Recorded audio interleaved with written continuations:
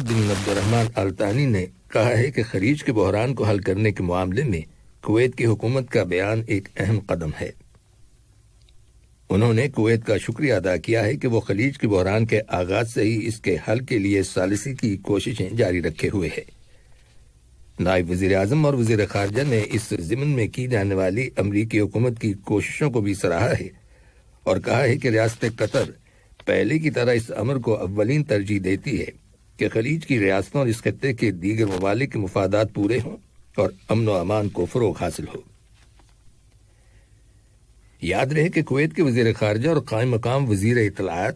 شیخ doctor Ahmad ناصر المحمد الصباح نے انکشاف کیا تھا کہ گزشتہ دنوں مصالحتی کوششوں کو کامیاب بنانے اور خلیج کی ریاستوں اور عرب ممالک کی یکجہتی اور استحکام کے حصول کے لیے جو مذاکرات ہوئے تھے ان کے خاطر خواہ نتائج برآمد ہوئے ہیں۔ انہوں نے کہا کہ تمام فریقوں نے خلیج کی ریاستوں اور عرب ممالک کی یکجہتی اور مکمل اتفاق رائے کی ضرورت پر زور دیا ہے۔ نائب وزیر اعظم اور وزیر خارجہ شیخ محمد بن عبد الرحمن آل ثانی نے کہا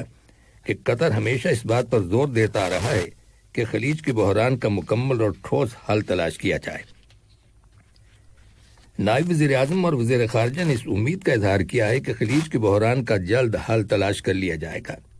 تاہم انہوں نے واضح کیا کہ تمام مسائل کو ایک ہی روز میں حل کرنا ممکن نہیں ہے۔ انہوں نے کہا کہ خلیج کا اتحاد نہ صرف جی سی سی کے ممبر ممالک کے عوام بلکہ بین الاقوامی برادری کے مفاد میں ہے۔ دریں سعودی عرب کے وزیر خارجہ شہزادہ فیصل بن فرحان نے بھی اس توقع کا اظہار کیا ہے کہ خلیج کے بحران کو جلد حل کر لیا جائے گا۔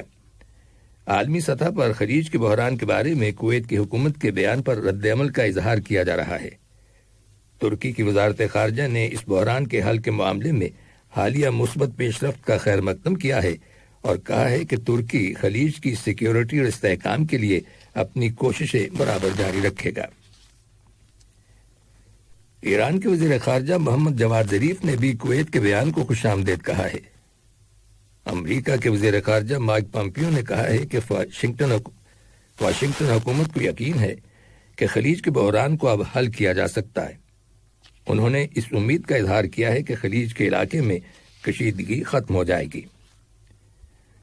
اقوام متحدہ کے سیکریٹری جنرل انتونیو گٹرس نے خلیج کے علاقے میں افہام و تفہیم کی فضا قائم کرنے کے سلسلے میں کویت کی کوششوں کی بھرپور تعریف کی ہے۔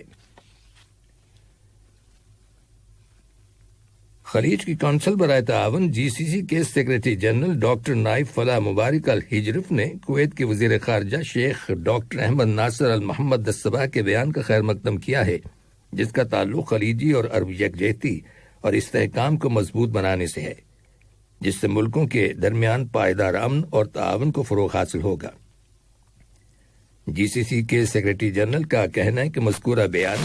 جی سی سی کی اہمیت اور طاقت کا آئینہ دار ہے۔ انہوں نے خلیج کے بحران کو حل کرنے کے معاملے میں ریاست کویت کی ایماندارانہ کوششوں کی تعریف کی اور امریکہ کے صدر ڈونلڈ ٹرمپ اور مصالحتی کوششوں میں شامل دوست ممالک کا بھی شکریہ ادا کیا۔